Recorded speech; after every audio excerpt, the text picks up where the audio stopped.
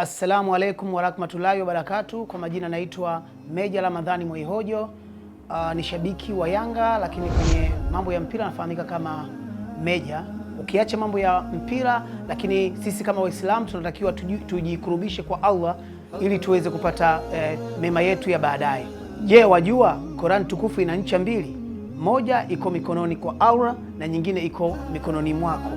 Ni mara ya 26 Al-Hikma Foundation chini ya Sheikh Nuruddin Kishki inakuletea mashindano ya Qur'ani makubwa kwenye mabara yote ulimwenguni yatakayofanyika tarehe 1 mwezi wa 3 mwaka huu 2026 katika uwanja wa Benjamin William Mkapa kuanzia saa 12 asubuhi mpaka saa 6 mchana. Mimi Meja pamoja na mashabiki wote wa mpira wa miguu wa Yanga, Simba, Azam na vilabu vingine, kwa pamoja tunasema ncha kwa ncha, bega kwa bega, mkono kwa mkono, mguu kwa mguu mpaka kwa Mkapa. Shika ncha yako na shika ncha yangu. Qur'an ni ncha kwa ncha, bega kwa bega, mkono kwa mkono, mguu kwa mguu hadi kwa Mkapa.